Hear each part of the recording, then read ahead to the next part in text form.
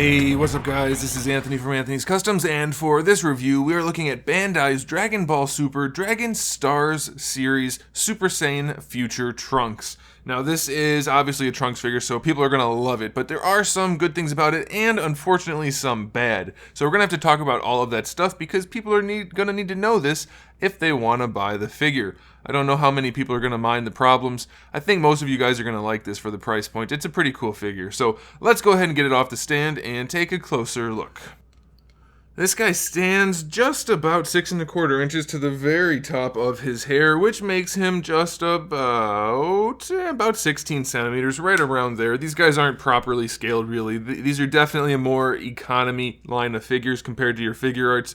There really shouldn't be even a comparison made, honestly. These are meant to be the types of figures you would have had when you were a kid, as opposed to the ones you buy as an adult. Though I know many adults buy these and do enjoy them for what they are, so that's fine. As you can see, the paints are pretty good. For a figure like this, it's a decent paint job. They painted the buttons on the sleeves, the chest, the straps all around there, the scarf, the Capsule Corp logo. I mean, it's definitely not a low-end figure. It's just not a high-end figure, if that makes any sense. Sculpt's pretty good. I mean, the pants have a nice cloth flow to them, no real issues there. Paints are in there for the torn parts, no problems for the sleeve, the pants. It's all pretty good. The only real gripe I have with this guy is the face. It's not the best looking face in the world. His eyebrows come super close together, and it almost gives him a unibrow type deal. The more I look at it, the more I get used to it, and I don't hate it so much. It's definitely a little bit of a weird face sculpt. Same thing with the hairline. It's just a little odd. Again, the more you look at it, you kind of just start to not notice it, but it is something worth mentioning.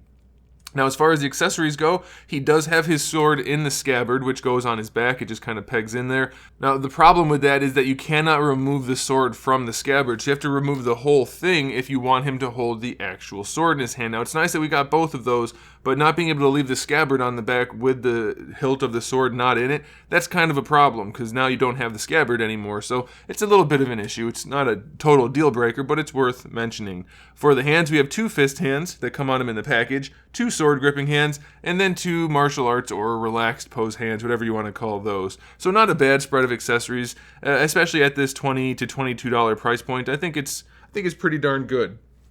Now, as far as the articulation goes on this guy, some of it's pretty good, some of it not so much. The head's technically on a ball peg, and you get a little bit of leaning out of it, but overall, you're just going to really be rotating it. It doesn't lean forward and back at all. And that's mostly due to the hair sculpt and the chin being in the way, but you can rotate it around, so I think that'll be okay. For the shoulders, they're actually connected to the torso with a ball peg. There's minimal range in there, but it does give it a little bit of play so that you can really utilize that ball hinge that's in the shoulder, which works pretty nicely. Now, it is cut out. Right here, it's a little bit flat, and then obviously the armpit's cut out, so you get better range out of it, but it's not the best looking. It's definitely good enough. You have your bicep swivel built in, so that's pretty good. Pretty nice implementation there. Double jointed elbow gives you a little bit better. Well, kind of a lot of bit better than 90 degrees. It's pretty darn good. We have ball hinges in the wrists, so you can rotate the hands around. No real issues there. Plenty of range. For the torso, it's pretty much just a rotation. I think it's technically a ball peg, or it just has a little bit of extra play in it, so you can lean it a little bit, but it's pretty much just for rotation. Now, unfortunately, the hips, even though they technically have that hinged ball peg, you can drop them down a little bit, and then you have the socket in there. It's almost the same thing as your old school figure arts Dragon Ball figures. It just doesn't get any range. Going out to the side's minimal, going forward is minimal, going back is minimal. The only thing you really get is a thigh swivel, and that hardly works. So unfortunately, the hips are just really not great. It's definitely a problem. For the knees, we have a double jointed knee, which is super duper ugly. You get decent range out of it, but it is very ugly. We have a huge flap up here with a little tab on it and a huge cavity in the bottom part. It's a really, really terrible knee joint. That is all around unfortunate. Not a good knee joint. For the ankles, technically you get a ball hinge, so you have full rotation, but there's really no place for it to hinge. So it's really just going to be a matter of making sure he can stand rather than posing him dynamically. So again, that's another issue.